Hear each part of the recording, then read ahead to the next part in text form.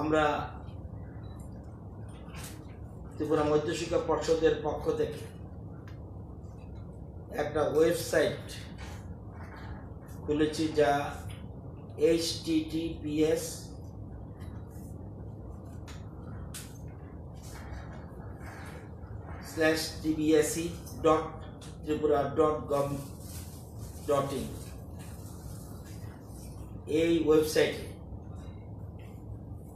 সব গার্জিয়ান যার যার মতামত জানাবেন। আমি ব্যক্তিগতভাবেও আজকে প্রায় 12 থেকে 14 জনের সাথে,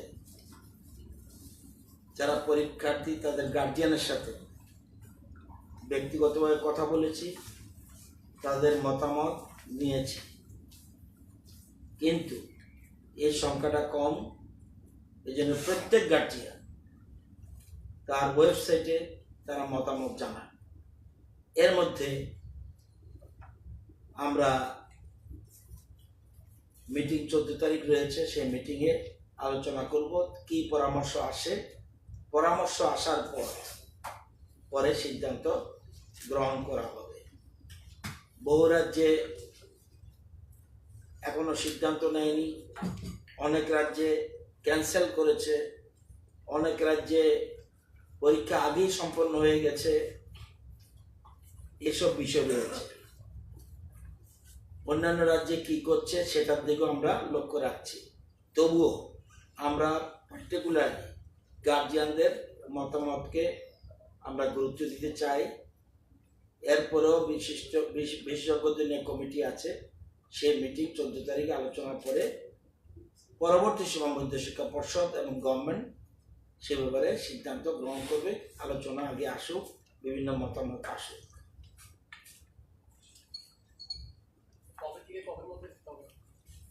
হ্যাঁ, এটা 15 তারিখ 6টা পর্যন্ত। কালকে থেকে এছাড়া মধ্যশিক্ষা পর্ষদও একটা অ্যাডভার্টাইজমেন্ট দেবে, বিজ্ঞপ্তি জারি করবে বিভিন্ন পত্রিকার মাধ্যমে একই সংক্রান্ত বিষয়ে। কিন্তু যারা অপিনিয়ন জমা দেবে তারা 15 তারিখ সন্ধ্যা 6 ঘটিকা পর্যন্ত মতামত ব্যক্ত করতে পারবে। স্যার, পরীক্ষার্থী বা পড়ুয়াদের কি সুযোগ থাকছে এখানে মতামত জানানো? আমি অভিভাবকদের কথা বলছি। আমি মনে করি সবচেয়ে বেশি যারা যে মা বাবার ছেলে মেয়ে পরীক্ষা দিচ্ছে, সে মা বাবার মতামতটা গ্রহণটাই সবচেয়ে বেশি কাম্য মনে করি। এই জন্যে আমরা শিক্ষা দপ্তর এই সিদ্ধান্ত গ্রহণ করছি। মতামতগুলো কি করা হবে? কি করা হবে মানে কি বলছিল? মতামত নিতে চাইছি না, এটা এখনো সিদ্ধান্ত। ভার্সনে থাকবে নাকি ডেসক্রিপটিভ থাকবে? Yes or no. পরীক্ষার পক্ষে আর বিপক্ষে? পরীক্ষার পক্ষে থাকলে ইয়েস, পরীক্ষার বিপক্ষে থাকলে নো, বা সিম্পল। পরবর্তী সময় কি সংখ্যাগরিষ্ঠ সংখ্যালঘু এসব কথা মতামত আগে আসুক, আগেই সিদ্ধান্ত নেবেন না। এখন আমরা প্রথম হলো বিশেষজ্ঞ কমিটি আছে, তারা বসবে, তারা মতামত দেবে। এই ফাঁকে গার্জিয়ানদের মতামত নেই, টোটাল জিনিস নিয়ে পরবর্তী সময় সিদ্ধান্ত। এখন আমরা ইয়েস নো কোনোটার পক্ষে থাকবো না, আগে মতামতটা দেখে নেই কি অবস্থা। আমরা 2 ধরনের এক্সারসাইজ রাখছি, পরীক্ষা হলে কি হবে, পরীক্ষা না হলে কি হবে। যদি এই মুহূর্তে আমি যদি আগের থেকেই বলি এই জিনিসটা, তাহলে হবে না। অ্যাকচুয়াল অপিনিয়নটা আসুক। এটাকে কি ভোটিং বলা যায়? কারণ যেহেতু বিষয়টা হা বা নার মধ্যে সীমাবদ্ধ। অপিনিয়ন বলছি আপনি ভোটিং এর ব্যাখ্যা দিন, যা ইচ্ছা দিন। আপনি যদি মনে করেন যে এটাকে নির্বাচন আগে কি বলে, আপনি ঠিক করুন। এটা এক্সিট পোল বলবেন না ভোটাভুটি বলবেন, এটা আপনি ঠিক করুন। আমি কি এইসব ব্যাপারে কিছু বলবো?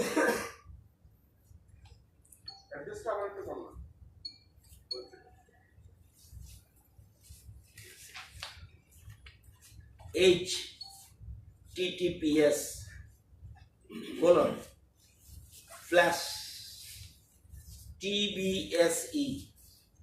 Dot Tripura dot G O V dot in, সব স্মল লেটার।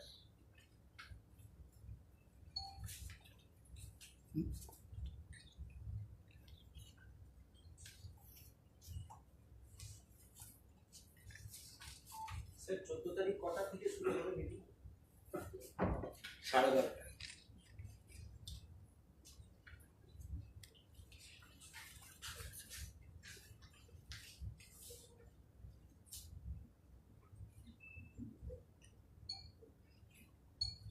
আমাদের রাজ্যে বর্তমানে ব্যাংকগুলিতে এর মধ্যে ঋণ নিয়েছে বা ঋণ দিয়েছে 16,884 কোটি 65 লক্ষ। মোট ঋণ নিয়েছে 6,92,521 জন। এই 6,92,521 জন লোক ঋণ নিয়েছে 16,884 কোটি 65 লক্ষ। ব্যাংকগুলিতে জমা আছে জনগণের টাকা বা সব মিলে 31,487 কোটি 43 লক্ষ। এর মধ্যে প্রধানমন্ত্রী মুদ্রা যোজনায় ঋণ পেয়েছে 2,73,509 জন। টাকা পরিমাণ 1,584 কোটি 19 লক্ষ। প্রধানমন্ত্রী মুদ্রা যোজনায় 20-21 অর্থ বছরে 2,73,509 জন ঋণ নিয়েছে 1,584 কোটি 19 লক্ষ।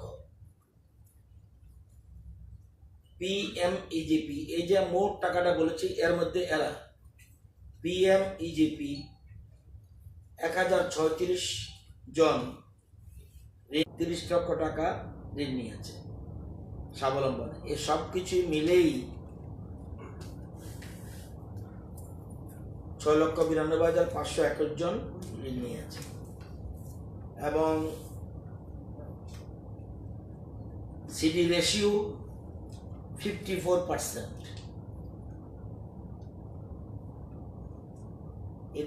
এটা কেন বললাম? আরবিআই এক বিরাট সিদ্ধান্ত নিয়ে, ঐতিহাসিক সিদ্ধান্ত নিয়েছে। আপনারা জানেন, এর আগে বলে রাখি, আপনাদের অনুরোধ বা বিভিন্ন মহল থেকে বলার পর যারা ঋণ গ্রহীতা আমাদের রাজ্যে, তাদের বিষয়ে বর্তমান রাজ্য সরকার উপমুখ্যমন্ত্রী জিষ্ণু দেববর্মা মহোদয়, উনি 2 জুন 2021 ব্যাংকার্স প্রতিনিধিদের নিয়ে এবং মাইক্রো ফাইন্যান্সের প্রতিনিধি যত আশা, বন্ধন, উজ্জীবন, অন্নপূর্ণা ফাইন্যান্স, সমস্ত মাইক্রো ফাইন্যান্সদের নিয়ে এক মিটিং করে। এই মিটিংয়ে অনুরোধ করা হয়, যেহেতু করোনা কোভিড সিচুয়েশন চলছে, এ সময় যেন যারা ঋণ নিয়েছে তাদের উপরে যেন কোনো রকম ইনস্টলমেন্টের চাপ না দেওয়া হয়, অনুরোধ করা হয়েছে। সেই মিটিংয়ে ব্যাংক কর্তৃপক্ষ বা মাইক্রো ফাইন্যান্সের প্রতিনিধি তারা বলছে বিষয়টা তাদের নজরে নিয়েছে এবং বিষয়টি তারা দেখছে। এদিকে 5 মে 2021 ভারতীয় রিজার্ভ ব্যাংক ঐতিহাসিক সিদ্ধান্ত আরবিআই এর যে সকল ঋণ 1 এপ্রিল 2021 থেকে অদ্যাবধি এনপিএ, এটা হলো নন পারফর্মিং অ্যাসেট হিসেবে চিহ্নিত করা হয়েছে, তাদের চিহ্নিত করা হয়েছে এবং তাদের ঋণের শর্তাবলী পুনর্বিন্যাসের আওতায় আসবে। এই অনুসারে ঋণ গ্রহীতাগণ তাদের ঋণ যে ফেরত দেওয়ার যে কিস্তির পরিমাণ তারা 19-20 করতে পারবে, অর্থাৎ প্রয়োজন বোধে বাড়াতে পারবে, বলে আমি পারি নাই দিতে, আমাকে আরো বাড়িয়ে দেওয়া হোক, সেরকম ব্যবস্থা করে দেওয়া হয়েছে। এটা বিরাটের ফলে আমাদের রাজ্যে বেনিফিট পাবে প্রায় 7 লক্ষের উপর মানুষ, প্রায় 7 লক্ষের উপর মানুষ বেনিফিট পাবে। এছাড়া এটা শুধুমাত্র এনপি এর ক্ষেত্রে নয়, যেটা মাইক্রো ফাইন্যান্স ইনস্টিটিউশন যেগুলি আছে ও যেগুলির নাম বললাম তাদের ক্ষেত্রেও একইভাবে তাদের ঋণের শর্তাবলী পুনর্বিন্যাসের আওতায় নিয়ে আসতে পারে। উভয় ক্ষেত্রে এই সুবিধাটা থাকবে 30শে সেপ্টেম্বর 2021 পর্যন্ত। মনে রাখতে হবে, যিনি ঋণ নিয়েছেন বা ঋণ গ্রহীতা উনি প্রতি ইন্ডিভিজুয়ালি উনি সেই কর্তৃপক্ষের, সে মাইক্রো ফাইন্যান্স হোক এবং ব্যাংক কর্তৃপক্ষ হোক, তাদের কাছে সরাসরি ইন্ডিভিজুয়ালি মিট করবে, ওনার ব্যক্তিগত কথা বলবে, কি সুবিধা কি অসুবিধা, এটা দিলে পরবর্তী সময় নতুনভাবে ঋণের শর্তাবলী নতুন করে ঠিক হবে। সুতরাং এই সময় করোনার পিরিয়ডে এটা একটা বিরাট সিদ্ধান্ত, এবং এর ফলে রাজ্যের দীর্ঘদিন ধরে বিভিন্ন শ্রেণী বলছে যে আমাদের কোভিড চলছে, এই সময় আমরা বন্ধনের টাকা দিতে পারছি না, অমুক ছোট ঋণ নিয়েছি, এটা অসুবিধা, রিক্সাওয়ালা বলছে, অটো রিক্সা বলছে, এইসবগুলি এটা একটা বিরাট সিদ্ধান্ত। এর ফলে আমাদের রাজ্যে প্রায় 7 লক্ষের উপরে মানুষ এটা বেনিফিট পাবে। আমি সবাইকে আপনাদের মাধ্যমে অনুরোধ করব, তারা যেন সবাই সংশ্লিষ্ট যেসব ব্যাংক আছে বা সংশ্লিষ্ট যেগুলি ইনস্টিটিউশন রয়েছে মাইক্রো ফাইন্যান্সে, সেসব সংস্থার সাথে যোগাযোগ রাখার জন্য যোগাযোগ করে, এই যোগাযোগের সময়সীমা বারবার বলছি 30 সেপ্টেম্বর 2021 এর মধ্যে যোগাযোগ করতে পারবেন। এর পরে গেলে যদি সময় না বাড়ে সেটার জন্য আমি জানি না, কিন্তু এর মধ্যে গিয়ে যোগাযোগ করলে বেনিফিট পাওয়া যাবে, অর্থাৎ শর্তাবলী নতুন করে টার্মস এন্ড কন্ডিশন ঠিক করা হবে।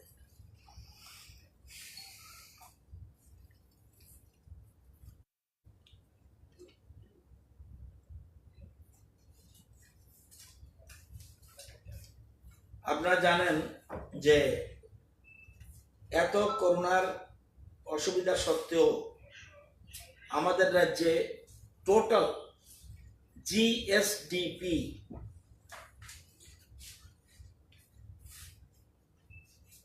গ্রস স্টেট ডোমেস্টিক প্রোডাক্ট, আমাদের জিএসডিপি হলো 59,752 কোটি 61 লক্ষ, এবং পার ক্যাপিটা ত্রিপুরা 1,31,128, যেখানে জাতীয় গড় 86,659।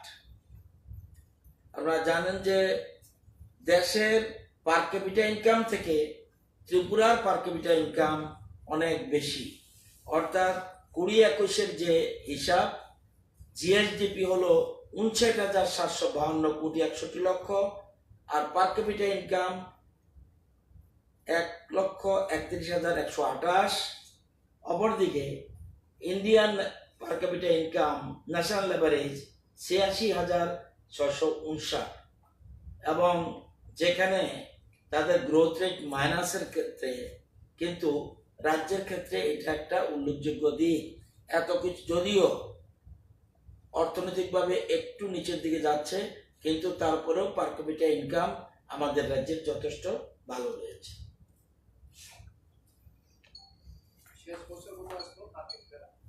হ্যাঁ, শেষ বছর মানে 19 কোটি ছিল 1,25,191।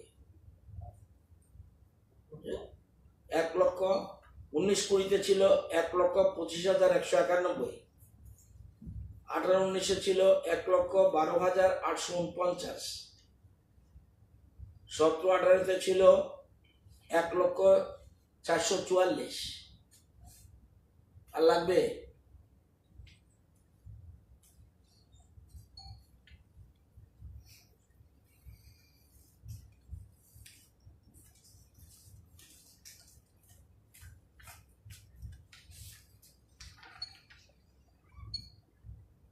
কোভিডের ডিটেলস আমি জানি না, কিন্তু লেটেস্ট যতটুকু পজিটিভিটি রেট এটা আপনাদের বলে দিচ্ছি। স্টেটের পজিটিভিটি রেট অনেক কমে গেছে। মে মাসের 1 তারিখ থেকে শুরু করে মাঝখানে স্টেটের 7-8 পর্যন্ত উঠে গেছিল, এখন এটা কমে এসে 2.66%। আর west Tripura 3.77%। Agartala municipal corporation যেখানে 28 পর্যন্ত উঠেছিল এই মাসেই, এখন এটা 6.34%।